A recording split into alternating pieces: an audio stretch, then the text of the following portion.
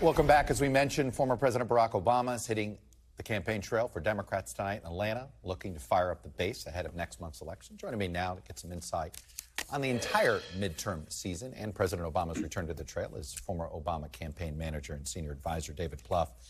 You know, David, it was a different conversation I thought we were going to have today before the Pelosi incident and the attack and the home invasion and what appears to have perhaps been an attempted attack on her.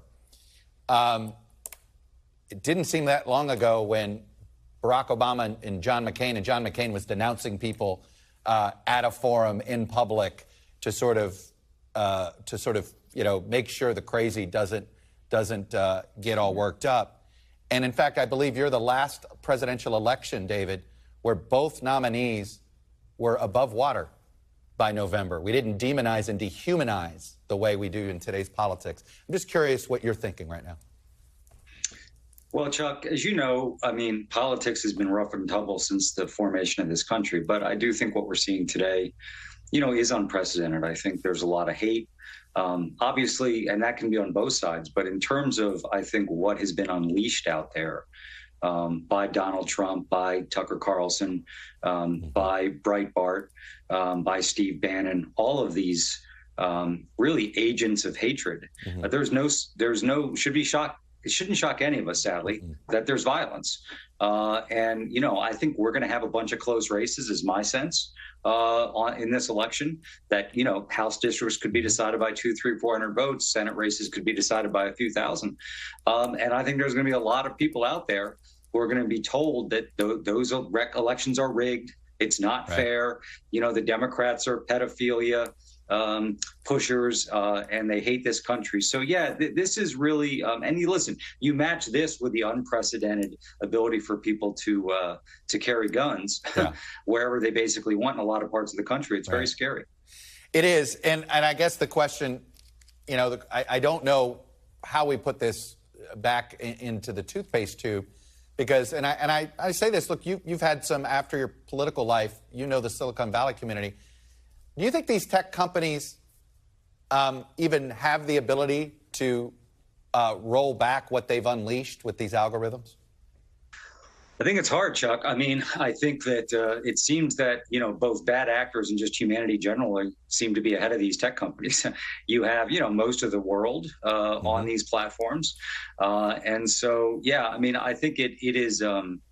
But so, yes, I think the pipes are a huge problem. Yep. But let's not forget what's at the top of the funnel here, which is the Tucker Carlsons, the Donald Trumps, the Steve Bannons, just shouting, lying, basically trying to tear this country apart. And listen, are we going to remain a democracy? I think it's very much an open question. If we're a democracy on January 20th, 2025, I think we'll have made it through the dark. But there's no guarantee we will. David, I was in Wisconsin a couple of weeks ago doing a story about sort of the root, trying to see if that was the first polarized state in the 21st century to me, and from there, this virus spread. And I think it was Tommy Thompson who said, he goes, part of the problem with this fight between the parties is that nobody's winning by enough. And nobody, when you lose an extraordinarily close race, you don't think you had bad ideas. You think the other side had more money, had this, or maybe you think more nefariously they cheated or whatever, right? Nobody ever accuses somebody of cheating when there's a 30-point win. It's always when it's that half a percentage point. And that, I'm curious, to me, these midterms are going to resolve nothing. Republicans might sweep everything and only narrowly win the actual result by a point or two, right? It just all tips in one direction. And why should anybody look in the mirror to say they're not, they can't win the next time if they just raise another dollar, get another voter out, et cetera? Yeah, well, I think that's right. I mean, I think that, it is interesting, though, the four prior midterm elections have all been wave elections, which is sort of unprecedented in American history. This one looks like it's not going to be a wave election. We'll see. It looks like it's going to be close. But I think that's right. But think about that. I mean, that defies basically the entire history of the country, which is you respect election results, whether you lose by one vote or you lose by 1 million. And we've lost that. We have. David Plouffe, like I said, maybe next week we could talk about some strategy, talk about whether President Obama, let me ask you this, is he going to go to Charlotte To me, that'll tell me a lot about North Carolina Senate. Will we physically see Barack Obama in the state of North Carolina before Election Day? Yeah, well, I don't have authority over his schedule anymore, so I don't know. But I know he loves North Carolina. Do you think he should? Do you think he should? Listen, there's only so many places he can go. And ultimately, he doesn't make these decisions. He's guided, obviously, by Senate and House leadership. So, all right.